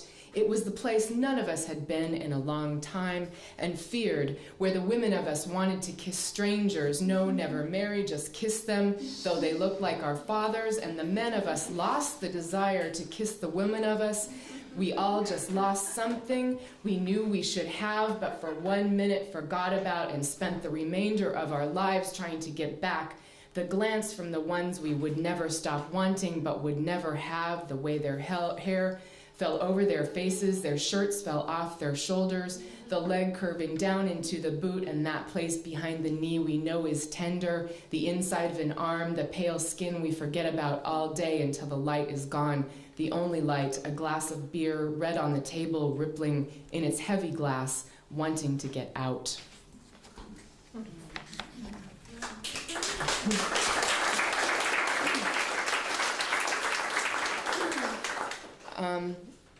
Wow, this is just cool. I love Hugo House, and you know, this is the heart of the city right here. You know, there's so much goes on here. It's fun. The Fog, a little weather poem for us in this past week. Every morning the water's new. Today I walk out onto the wooden dock, and the land behind me disappears. Pale gray shroud, veil of fog forms this world, empty scape of land, and I'm standing in nothing, on nothing, but morning's dream of itself. I sing to call you. Blue moon, you saw me standing alone. And the cloud's white answer is silence. Do you see me standing there, small and waiting for the day's language? The water's surface is a sheet of silk, and I want to walk out onto it, toward you, but some seagull in my brain knows I'd sink down into that dark and shifting mirror with the seals and the blind fish and gardens of olive kelp streaming out like a girl's hair. Others have drowned before me by moving there. And so I am still, and I search for horizon, the blankness, something for my eye to love. Finally, a black star in that empty morning, floating, growing from a pinprick in the middle of the sky to a speck, a jot, a tiny carapace the shape of an insect's soul, a boat, small oars rising and falling to touch a mirror image of themselves. This boat fills my eye, and I am singing you toward me. You're carrying the day astern, growing larger until I can hear the oars dripping and the muted splash along the gunnels, and then your face rises to meet mine, as when the sun breaks the horizon, and the day becomes day, morning floating away to find another form, a boat to carry it again.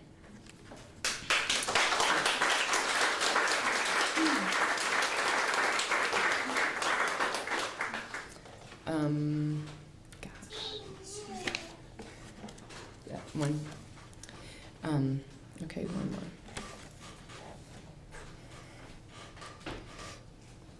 more. Okay, I just have to do another bar poem for many people who know this place and who have been there. Friday night at Il Bistro. Every drink in here is from Mr. Boston's official bartending and party guide. The man at the bar tosses back double screwdrivers as I sit down beside him on the only empty bar stool. Murray is behind the bar tonight. He mixes a gimlet and sets it down without a word. He's a wizard at the art of concoction without the aid of fingertip indexing. He knows the answers to my question. How much is a dash? What's in a nightmare? The stranger suggests a virgin or perhaps a bosom caresser. Murray says, why not start with a silver bullet, move on to a leave it to me. I look for another place, but I want a kiss in the dark, a hasty affair. I am keeping this to myself, and Murray leaves the screw out of the next screwdriver. The stranger says he will never again drink a third-degree honeymoon cocktail, and I know what he means. He leans into a pool of light, scribbles his number onto a matchbook. I'm looking out the bottle-bottom window at the empty brick alley where the moon is casting shadows as the bartender shakes up another thunderclap, and in the light of the latest developments, a velvet hammer on the rocks. My glass is empty, and next is a foghorn or perhaps a red cloud, but what I need is an answer. How to concoct a calm voyage? How do I begin? Thank you.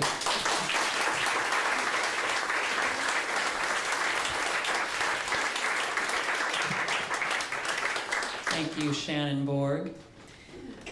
Are people stuffy? Is it too hot? Richard, could you see if that window opens? After I introduce the next reader, I'll see if we can get some more air coming in through here. The next reader is John Burgess. He was nominated by From the Ground Up, a relatively new organization. And John grew up in upstate New York and worked on a survey crew in Montana and taught English in Japan. He now works 9 to 5 in corporate communications for an insurance company in Seattle and rides the bus to work every day. He's a 2006 Jack Straw writer and co-founder of the Washington Poets Association's very fine Burning Word Festival on Whidbey Island. He's also the current editor of Snow Monkey Literary Journal. Please welcome John Burgess.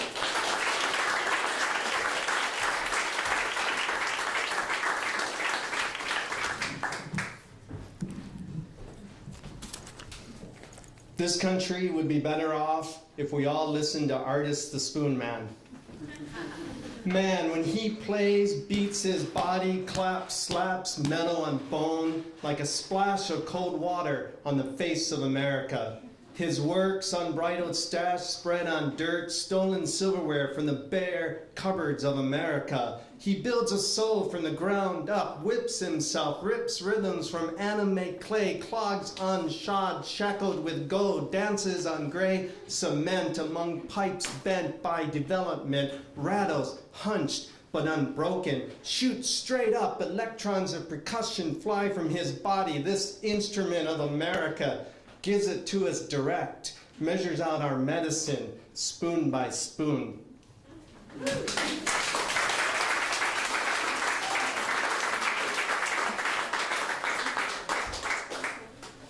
I was nominated by From the Ground Up, and they publish a lit journal, When It Rains from the Ground Up, and they also sponsor this great cheap wine and poetry night.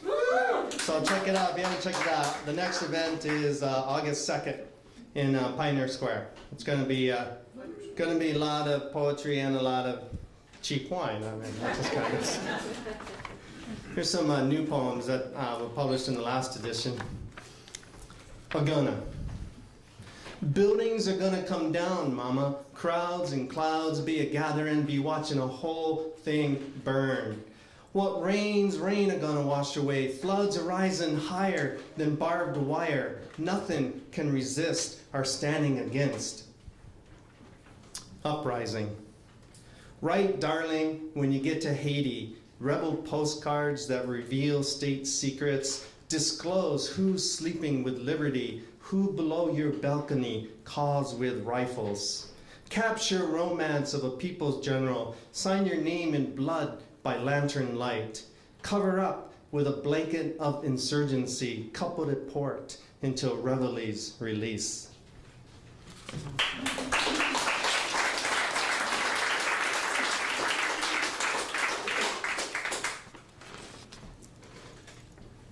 For 5 blocks, he wonders how the elk got there. The only way into the city from the mountains is Interstate 90, so he guesses they took the commuter lane, rode someone's ass all the way to town, used their antlers as horns. When he spots them, they're grazing the green belt at the north end of the community college. His peripheral vision catches the sandy brown of elk hide against a row of poplar trees that buffer traffic noise. They're chewing as if counting to 15 before swallowing. Everything else rushes by too fast to notice the care they're taking. In fact, by the time he stops at the traffic light just 5 blocks away, he's no longer sure he even saw elk.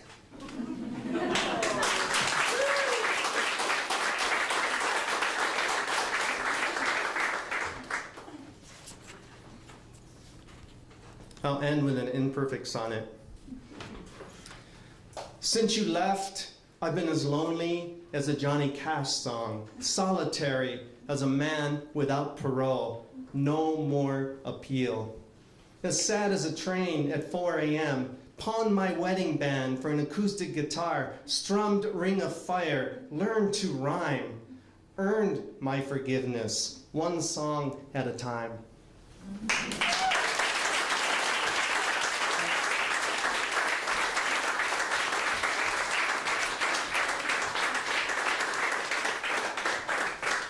Thank you, John Burgess. So this postcard has the most dangerous word in the English language on it. Vote. Not so much for this election, but for our country. And this election is just a small practice of how we can convey that importance to people around us. And not only that, but also using our voices. So again, thanks to everybody here for doing that. And there's some postcards by the video cameraman. Thank you, Channel 21.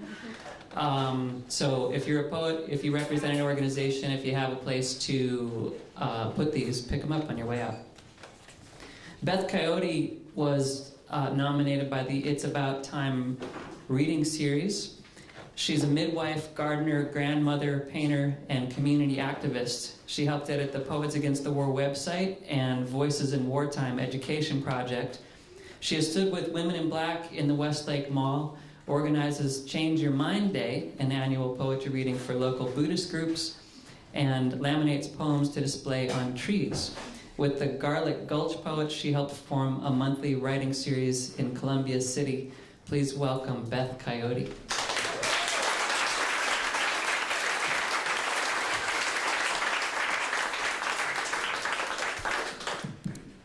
Thanks. I don't know if any of you knew a writer named Nagest Ababesh. She died in March, and I'm dedicating this reading to her. She was also a community activist of the First Water. I also miss this guy. Please, please, please, a guzzle for James Brown and the Famous Flames. Hair is the first thing, and teeth the second. Hair and teeth. A man got those two things. He's got it all. James Brown, godfather of soul. Who protects the ecstatic, crying, shimmer me, Jesus, as they cross the Jordan, kiss the knees of Jesus. James shook the hi-fi chairs, strike back. The curtains did a little shimmy for the polyblend Jesus. James made the girls growl up the alleyways, look right, left, into the blind-eyed Jesus. I feel good.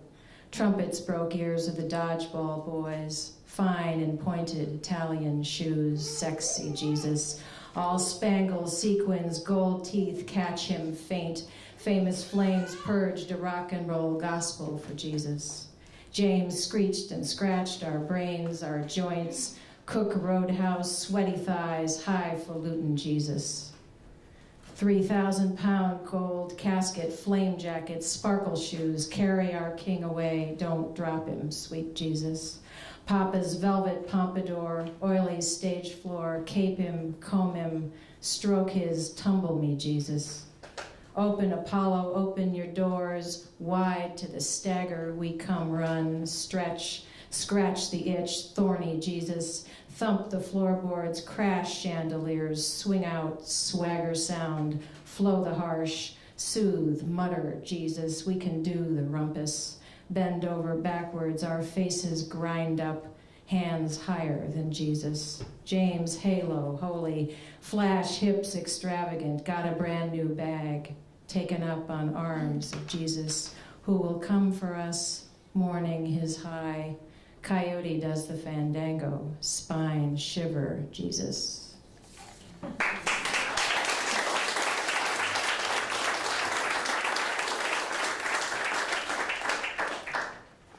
In the last 24 hours, I have been to a funeral, moved a yard of topsoil, meditated for 40 minutes, made rice pudding with a mashed banana in it. Which order would you like these items in anyway? Easiest to hardest? Less emotional to more emotional? Well, the rice pudding was a mistake, and it overflowed in the oven and burned on the bottom and set off the damn smoke detector, which will not go off if the house is really on fire. I just know it. Meditated, counted the breath, noticed many random thoughts, back to the breath, observed my knees beginning to hurt, back to the breath, thought about dinner for a while, back to the breath, etc. Had about 7 minutes of mindfulness. Do you really want to hear about moving topsoil? It was raining, the dirt was heavy, and I was wearing flip-flops. Not a smart shoe choice. Oh, the funeral. I can't be serious. She was a good friend, a writer, a black writer, and the funeral had ministers and people in the audience saying Amen and Jesus, and her mother looked just like her, only older, and her twin sister didn't look like her, but she thanked me for coming. I cried so much I got a headache, and there was dried snot on my hands.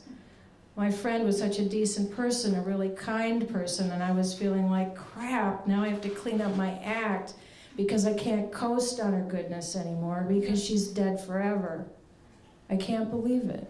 I wake up in the morning and she's still dead. That's the part they don't tell you about, where you don't really accept it, and you just want to go to the person and say, get up, stop scaring us, this isn't funny anymore.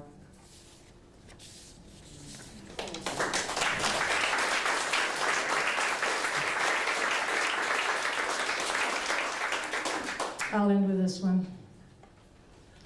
Objects in the mirror are closer than they appear. If my father were here tonight, I would ask his opinion. I would show him a few pictures of naked men kneeling. They are not at prayer. They are kneeling on their naked knees.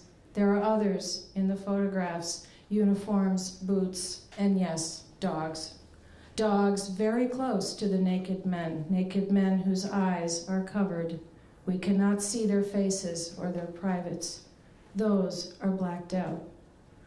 Because to see their privates would be obscene, so the naked kneeling men could be holy.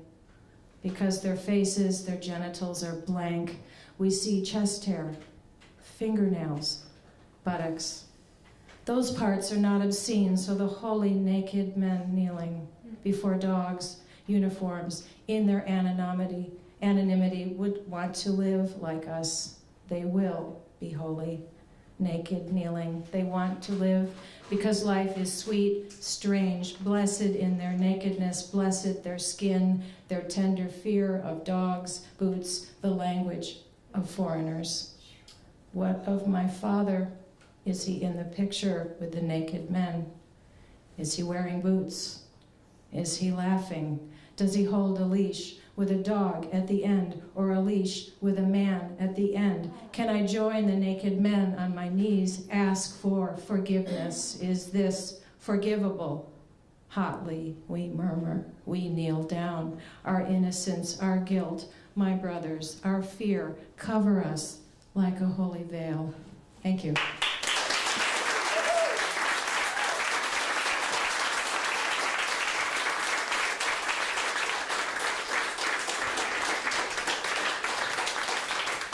Thank you, Beth.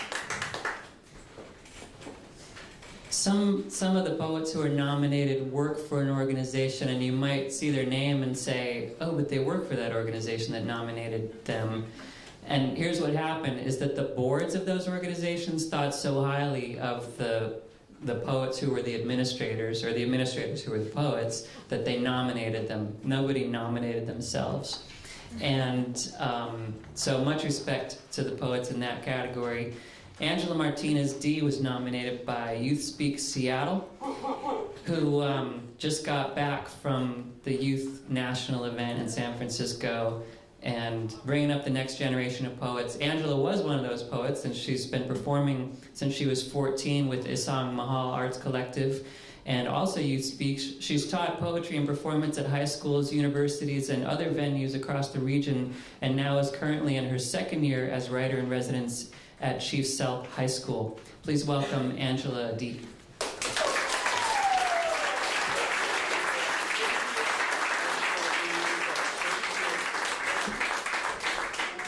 Hello, I'm very pleased to be here with you all tonight. Thank you all for coming out. It is lovely to see the Hugo House full like this. As Bob said, I did just get back from the Youth National Poetry Slam and Festival happening in San Jose, and Seattle Young Poets took 5th in the nation, just so you know. We passed that on. But the best thing about it was just seeing 400 young people getting together and speaking truth to each other via the spoken word, via poetry. So if anyone tells you the poetry is dead, you just tell them the kids are all right. They're all right. This is a poem about global warming. There was a contest because it's a topic that, you know, maybe doesn't get written about enough as it should be, and now so more than ever. It's called The Human Causes. I'm gonna move the podium.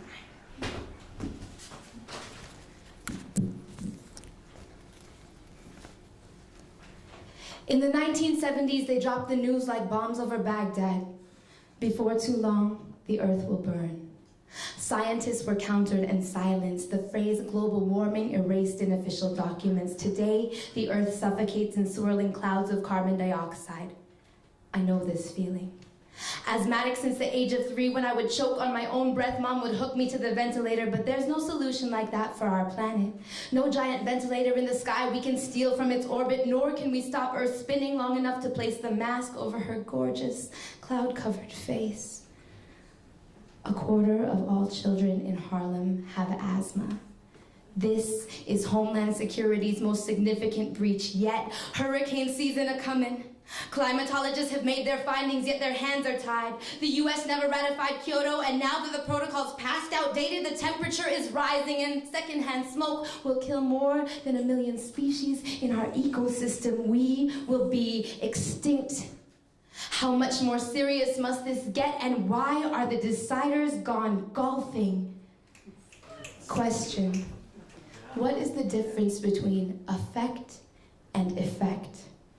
Answer: the global poor, those whom warming oceans and changing winds will affect most, and those who have had the least effect on the current ecological situation. How can we undo this, Gunners? Not global warming tied to a global war, both bred on their black gold and somebody's white ego, yet we still pump by the gallon with abandon, acting like there's a lot to waste. Environmental consciousness must be raised, so stop playing naive. Recycle like your life depends on it. Recycle because your life depends on it. If we promote only the use of renewable energy, force the automobile industry to cap emissions and rethink its greed, the survival of the planet becomes a commercial priority, for an uninhabitable world can buy and sell nothing. Some experts suggest more highway tolls. But let's hit the American people where it will hurt the most. Ask Fox News to disable the use of MySpace, cancel American Idol, and every single NASCAR race until the CO2 emissions rate drops 75% or more. The levels are rising every day. The tides are rising too. Melting ice sheets are predicted to increase sea level 1/2 meter in this century alone. Coral reefs will be forced to give up the ghost. We both thrive at the sea's surface, but the new depths may drown them with our hopes. If there is any chance of salvation to be had in legislation, let it not be our last resort.